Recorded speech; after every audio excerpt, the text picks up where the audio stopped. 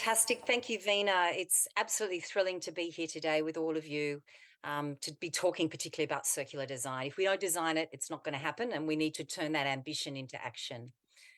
Before we start, I'd like to acknowledge the traditional custodians on the land in which we stand. And for me, that's the land of the Wallamadigal people of the Eora Nation. And I'd like to pay my respects to their continuing connection to land, water, and air and community, and to those elders past, present, and emerging. And also, we support an Indigenous voice to Parliament. It's time, and it's a yes from us.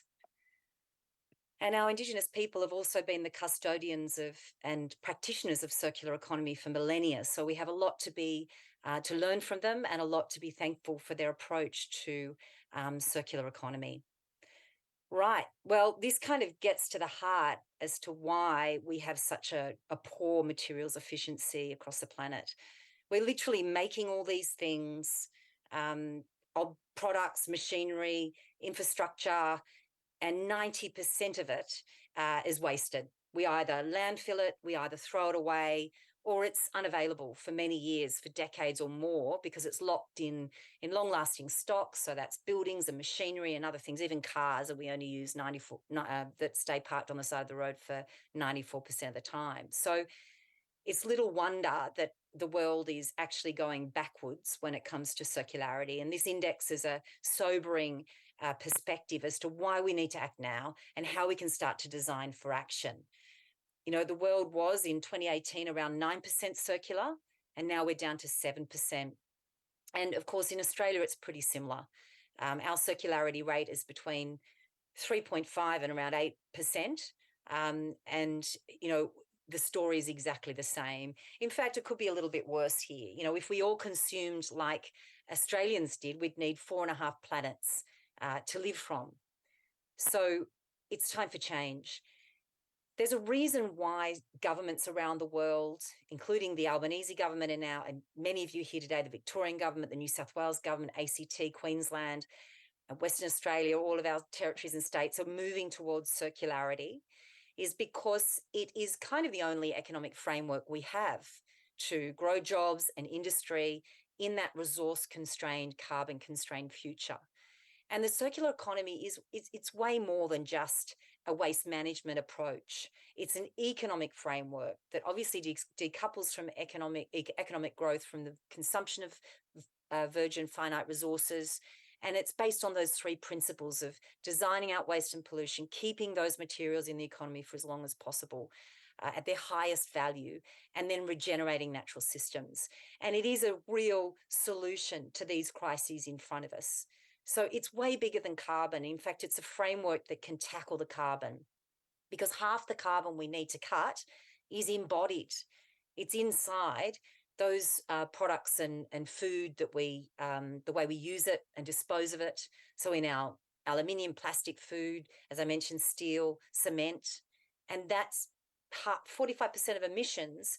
Guess what? We're not going to get to net zero if we don't start focusing on it. So that is why we're seeing a real understanding now around circular economy in Australia. We're digging up all these natural resources. We're selling them all off to these other jurisdictions, which have, you know, Europe and other jurisdictions have much more sophisticated circular economy, and they're going to use those resources round and round they'll go, and they're not going to give them back to us.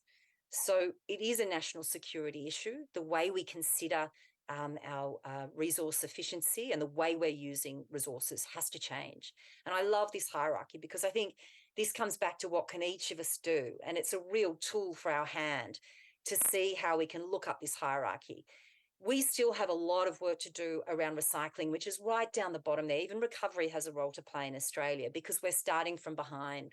But as we get up this hierarchy towards refuse, towards really reconceptualizing our design. Do we actually even need a new building? How can we refurbish? How can we look at designing out those toxins and chemicals that are destroying the value of our soils and the value of productivity, challenging productivity? They're expensive to remediate. They're impacting on biodiversity. How do we keep water recycling round and round so that we're not just flushing it out to sea? We flush out to sea about 1.8 Sydney harbours up here in Sydney every year. That's water that could go back into environmental flows and other things. So this hierarchy is really important tool. And I'm really happy to talk to you more in detail about this offline. We know that Australia has set this target for a circular economy. Good on you all. That's our state and territory governments with fantastic leadership from Tanya Plibersek and the Albanese government. We've got developing that roadmap through the Ministerial Advisory Group, which I'm lucky enough to be on. And, it's going to be a really, really important framework that proves what our future economy is going to look like. Now, at the moment, Australia has a very simple economy. We are right below Uganda in terms of economic complexity because we just dig it up, sell it, and import it back in again.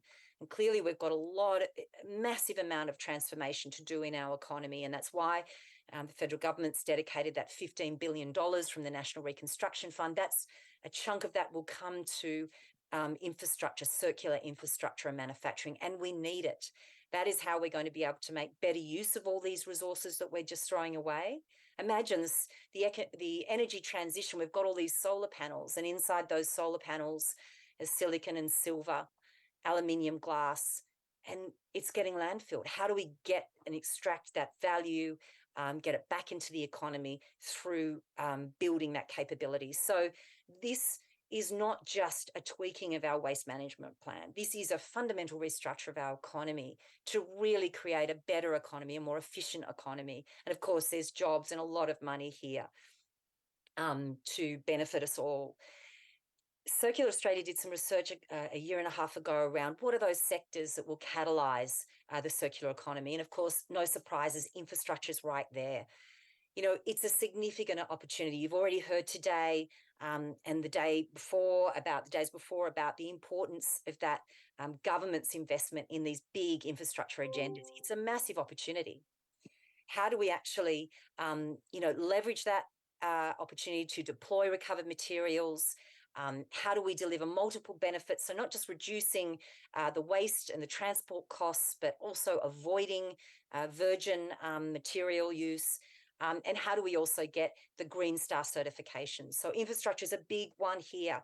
It's not just an add-on. We've got to really put the pedal to the metal here to drive circular economy through there. Regional precincts, I'm going to talk about a little bit more about that in the next few minutes, but we can do a lot in place-based locations. And we heard from Kylie earlier about the island investment in small amounts of infrastructure on islands that can really improve circularity outcomes. So we're doing a lot in these precincts. I'm going to point to New South Wales on this occasion. The special activation precincts will be Australia's first and hopefully not last. Hopefully we'll see you all do more of this. UNIDO Eco Industrial Park certification. And that's industrial symbiosis. By positioning in place businesses that can use each other's waste, use each other's resources, we're able to create incredibly powerful circular economy outcomes. We can do a lot in regional precincts. Manufacturing, I've talked about that already. Building that capability will enable us to activate infrastructure in regional precincts. We need that technology and know-how here. And we're actually going to have to learn a lot from other countries and companies and encourage them to invest on onshore manufacturing to build up that capability into the future. So big opportunities across here. We heard before, where do we start? How do we actually bring it all together? And I want to present to you three really great recommendations that came out of our Australian Circular Economy Forum. We run task forces. We've got a finance and investment one. We've got precincts and infrastructure industry one. And we also do host one with the states and territory governments and National Circular Economy Council. This is our infrastructure and precincts task force, which many of you there today I know have been involved with in coming up with these recommendations. And what we're saying is what we need to do first, what you need to do first is develop more of these case studies and data. And we heard that earlier from ecologiQ, and we heard it earlier from others, from Ainsley. It's really important. We need evidence. That's how we de-risk the investment. We can see the data.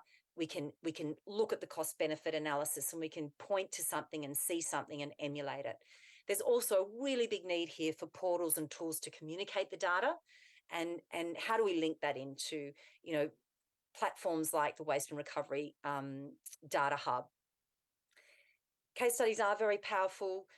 This is how we change behaviour. This is how we get the confidence to change our behaviour and try different things if we have got that evidence that we can use, leverage. I've talked before about place-based innovation. I can't emphasize it enough. It's where the rubber hits the road. It's how we're actually going to prove this theory. And our Australian Circular Economy Forum that we ran back in June, it was our second one. We did it, UNSW, thank you, hosted it with Impact X. And this was a really important finding to say, how do you operationalize circular economy? That was a theme from the forum. And that's what place-based innovation does. It allows us to look at those micro manufacturing and place-based innovations that we can bring together. Who are the actual businesses that are going to have a go, change their business model, or invest in a circular economy precinct or a UNIDO precinct? And how do we bring them together? And governments can really play a big role here. You've got big budgets, you've got big problems to solve, and place-based really works. We've got some examples also, again, coming out of New South Wales around water, which is Sydney Water's Waianamatta South Creek project, which started off as building some new infrastructure, but they wanted it to be circular infrastructure to recycle water, and they also wanted to leverage and activate all of those businesses locally that could give them their waste streams and organics to turn them into new bioenergy and other things locally. So really important to draw on those synergies and a place-based way. Finally, empowering the coordinators. Circular Australia is a coordinator. We're a not-for-profit. We're designed to work in the commons. It's the hardest place. Not one company, not one government, not one person can make this transition on their own. We need to do a whole lot of things at the same time, and Circular Australia exists as a national peak body on circular economy to handhold and focus on that human role in the transition. How do we build capability? Circular Australia is providing training coming up, which will be exciting, which we can talk to you about. Reach out to us and we'll tell you about it. Helping people get the tools that they need is really important to feel that they can change. And so there's a lot of learnings that we need to invest into together to give people the capability and skill sets they need to make this change within their handprint. And of course, cat herding, it's something that government has a role to play, and also supporting organisations like ours and others, and Infrastructure Sustainability Council, Ainsley's organisation, other organisations here. We need that support. We need to work in the commons to share the data. We're going to get there faster if we can do that. And there's lots of lessons that can be learned. One example here is looking at economic development officers right across Australia within those local governments. How can we activate them? They know who the industries are. They bring people together to plan for future jobs and investment. How can we get circularity into that? That's probably my rushed process. I know we're running a bit behind time. I'm going to give 2 minutes because I know also that Jodie is going to bomb you with some amazing examples from around the world as well. But I want to talk about Circular Australia. We are here to help. We're a national peak body. We've been focusing on the metrics and economics, which is really important. We have a fantastic metrics guide, which I encourage you to look at and download on our website. We have been working in supply chains to handhold and help organisations change their supply chains. The example we've got, which Vina was involved with, is with St Vincent's hospitals. How do we get those needles and ampules, what was considered an unsafe resource, back into, would you believe, the energy transition, turning them into wind farm components and roller door wheels. So it is connected. There are opportunities to change, but we need to collaborate. And that's something Circular Australia does. We have 300 plus members in our task forces. Please have a look and join up. And of course, that training piece that I mentioned before. And I've already mentioned our task forces. You can see more detail on our website. I'm going to leave you with this thought. Please, what is your circular economy strategy going to be to get us to 2030? And what are those projects that you can earmark after hearing us talk today? And on that note, I'm going to wind up and hand over to you, Jodie.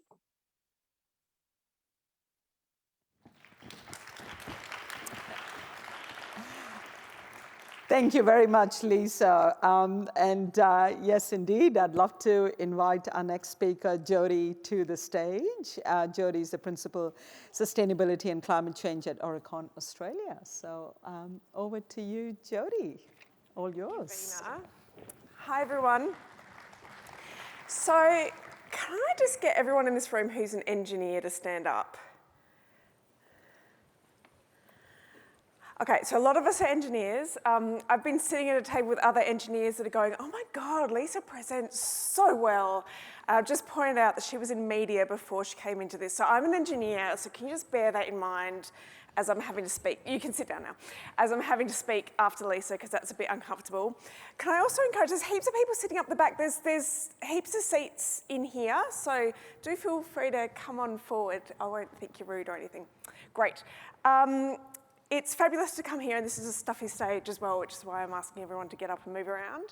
I wanted to talk, and I'm actually Principal Circular Economy at Aurecon. I lead a 15-strong circular economy team across the Australian business. We love circular economy. It's all we do all the time. And so I will be talking to you with some concrete examples. I decided to actually not go around the world for my circular economy design examples. I thought, let's have a look at what's happening in our economy and piece together the ingredients of circular economy that we can already see happening in projects across the country and think about how we can piece them together, look at overall design of our infrastructure.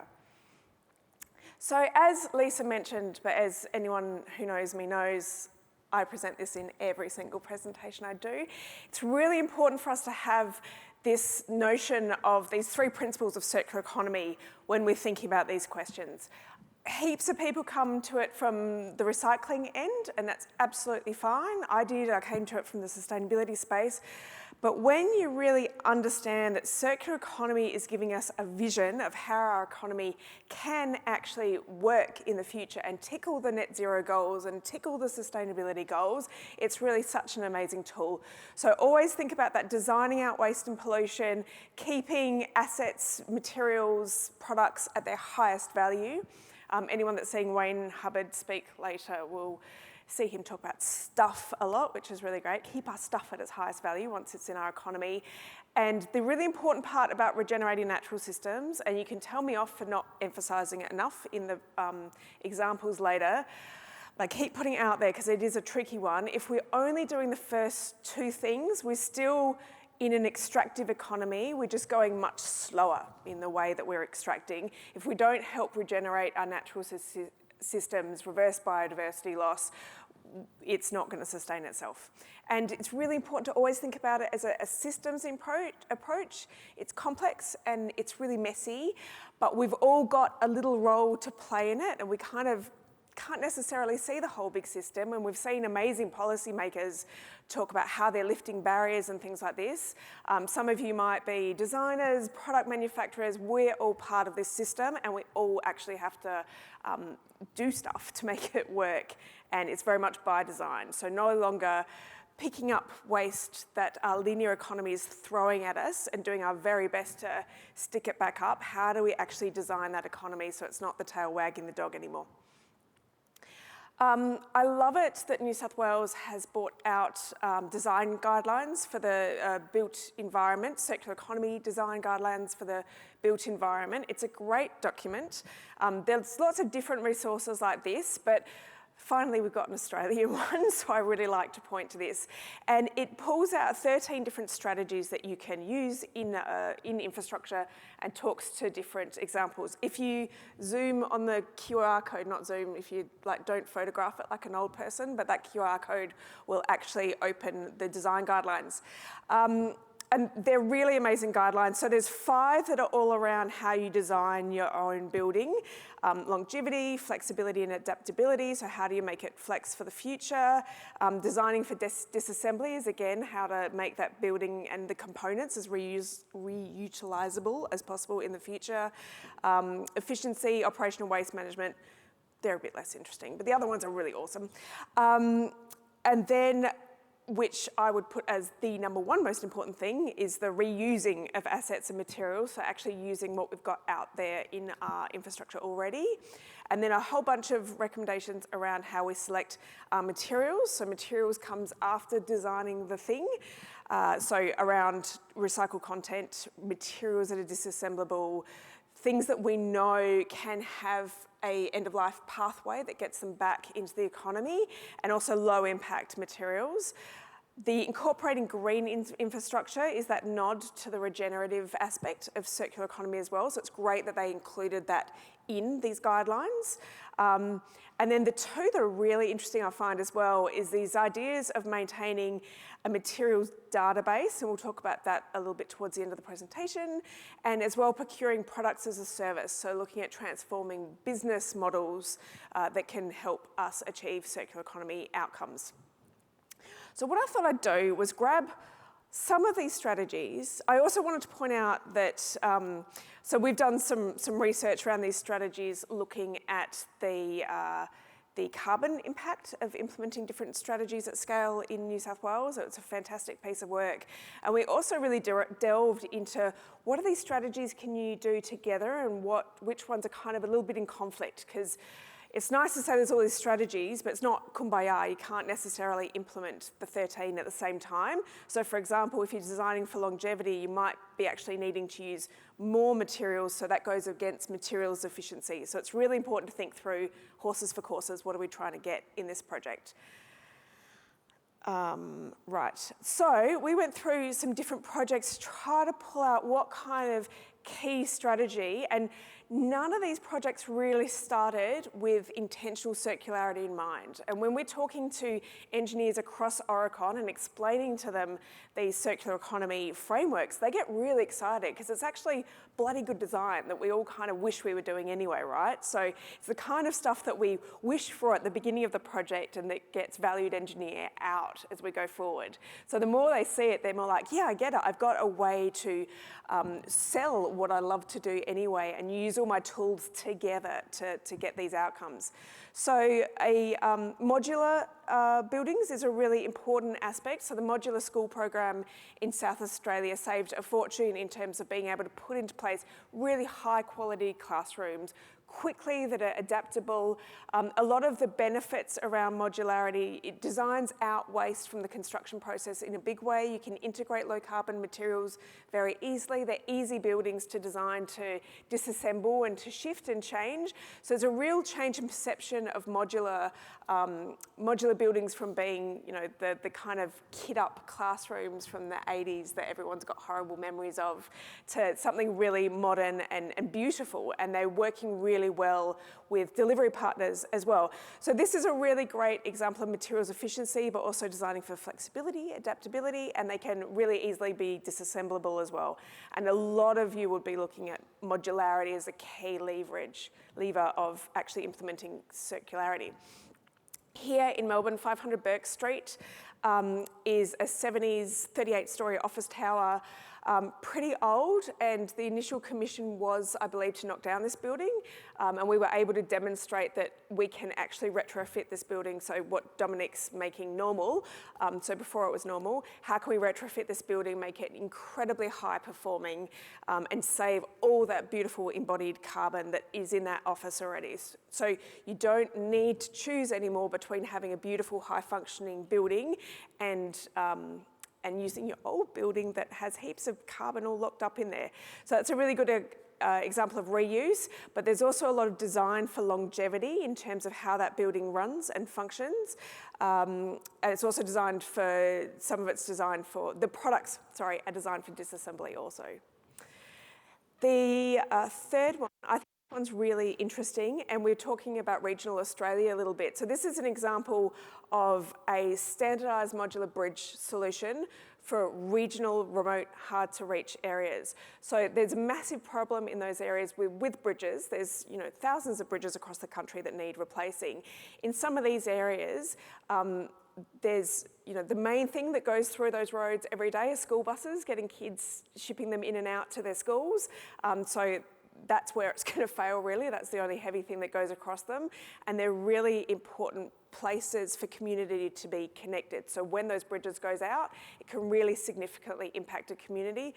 They're remote, they're hard to maintain, you know, you're getting things out. So our engineers came up with this modular A-bridge design that you can basically adjust and plonk into any of these. It cuts out the time that it takes to replace those bridges, and it's a pretty much a zero maintenance solution as well. So this is the idea that you put it in place and you walk away and you've got a really safe bridge that you don't have to work on and constantly upgrade and constantly check. So it's a really different aspect. You know, there's heaps of concrete and steel in there, so I know that might be controversial for some people, but it's another way of thinking about circular economy in terms of how is that infrastructure going to perform across its life cycle, and how can we make changes at the beginning that are making that a really long-lasting solution as well. It's got interesting aspects around climate resilience as well, because they're made to be very flood-proof, as we know that that's going to be something that's increasingly difficult in the future. The final one, and please excuse the Dickie selfie, there's a great little movie that's just been done by BBC Storyworks on this project that's over in Perth as well, so we get to jump to the other side of the country. What have we done? We've done SA, Perth, that's pretty good. Bulla Catagen is this amazing, beautiful timber building that's entirely designed to be disassembled as well. So amazing low carbon materials, lots of integration with Indigenous design as well in this building. They actually really use so much, and that we modelled how much materials we would have used if it was a traditional building compared to what we did use, and it was about a third, I think. Also, there were remarkable gains in terms of the construction of that building. So while the design was a bit pricier, the gains over the construction period were really, really impressive. And the thing we're finding now is that people are kind of not necessarily pricing timber buildings terribly well. We're a little bit nervous about how it works, so we tend to add a little bit of extra cautionary. But the gains that you make during the constructions and the safety on the constructions, having a dry construction system rather than a wet construction system, are really, really remarkable. And it's amazing building to study and work in. So they're all examples of what we might not necessarily think of circular economy, and that has 1, 2, 3 ingredients. And this is something when I was working in France and part of the Ellen MacArthur Foundation, this is what we did to get started. We mapped what projects the different organisations had and how we could piece together those ingredients to imagine what things look like together. And that's what we've done. We've just released a little article on decarbonisation in the circular economy. And we sat down and had a look at a railway station. Like, what would this look like practically? And what are the and really thinking through, so what are the design aspects you have to think about as you're designing it? What can some of the concrete examples look like within the circular railway station? So this isn't a real railway station, don't get excited. But then also the material passports angle. So we talked before, one of the 13 strategies is around material passports in the New South Wales document. And material passports are so important for that ongoing management of things. If we lose information about what these materials, what these products, what these components are, they lose their value automatically by default. Some people say waste is basically a product that has lost its identity. We don't know what it is anymore. We don't know how to use it. We don't know the quality.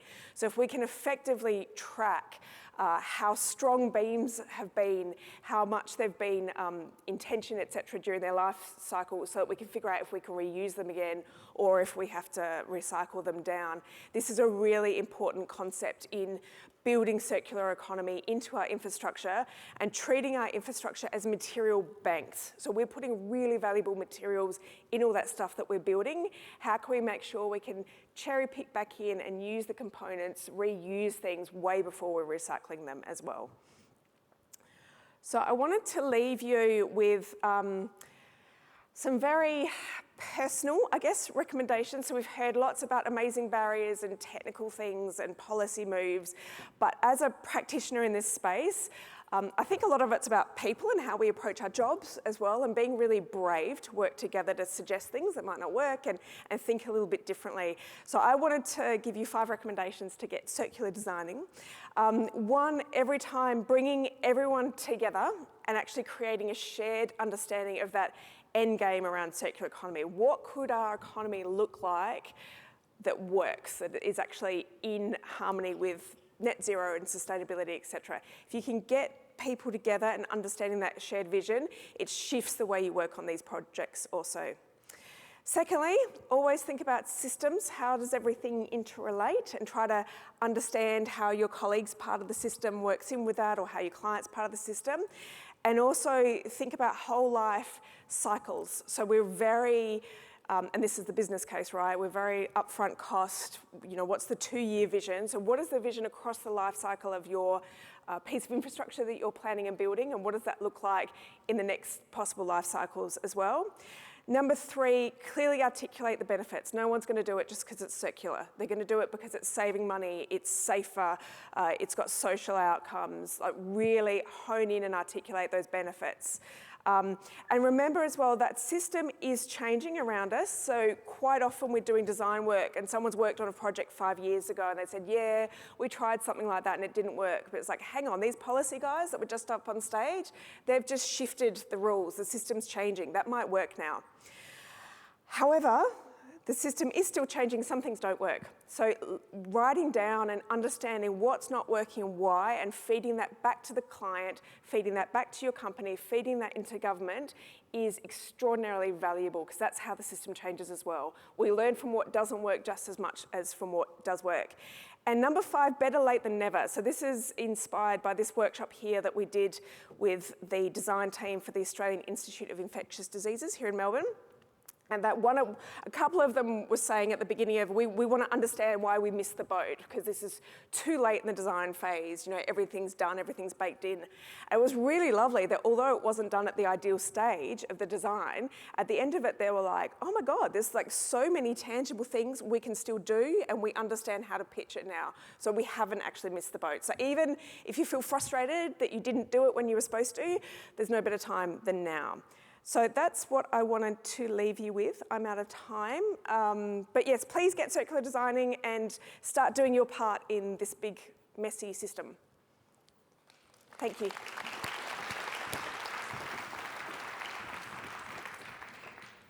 Thank you very much, Jodie. Really inspiring to hear both from you and Lisa.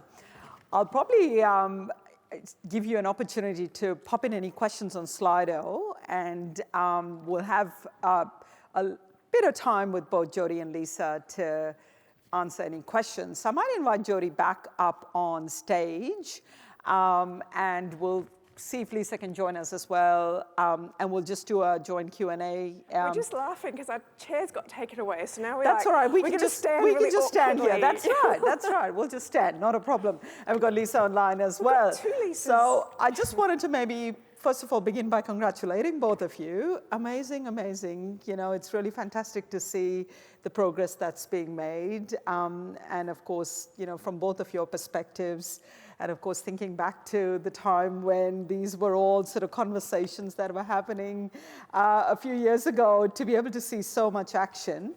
A question that has come through here, can you talk to the consideration of cost versus design outcomes?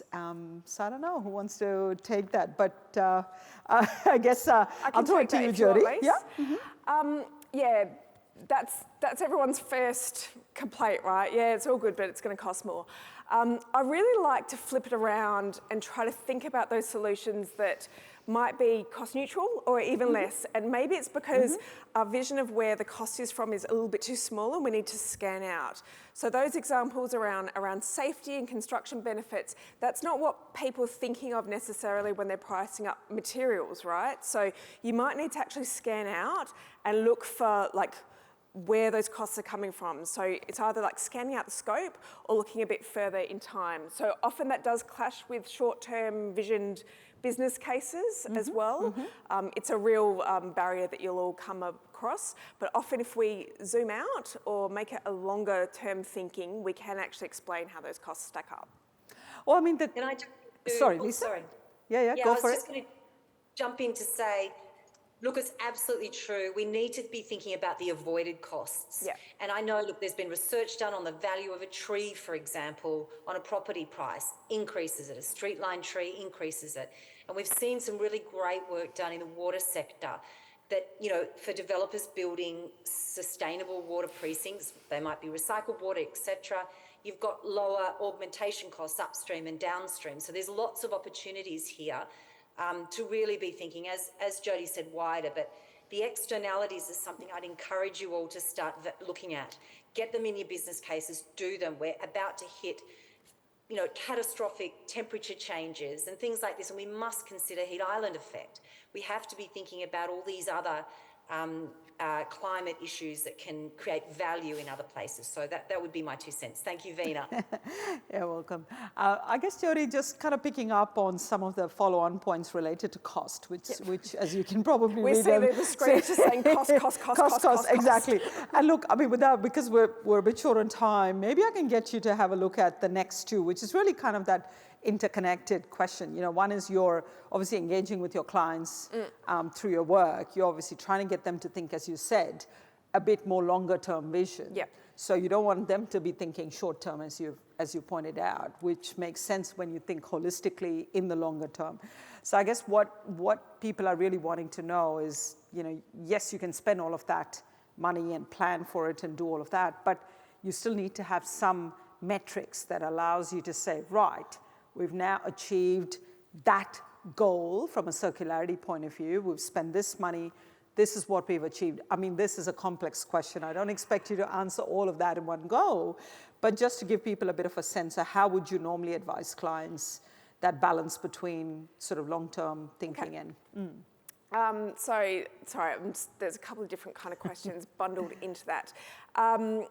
I advise clients to try our best. So we talked about externalities, and explaining the benefits of these things is extraordinarily important. We need to be amazing salespeople. We need to do our numbers, and we really need to explain all these wider benefits, bake it in as much as we can. Things do still get valued engineered out. That is like a reality of our industry, but we can get better at putting things back in. And you're seeing how the system's changing, how we've seen all the policymakers today that there's guidelines you can point to, there's policies that you can point to that we didn't have previously. We didn't have carbon as such an important mechanism to explain benefits previously as well. So being able to point to all that is really useful. We've seen like Lend-Lease, they've got all their... So it doesn't mean that things don't get valued engineered out, but we can really try hard to sell things really well.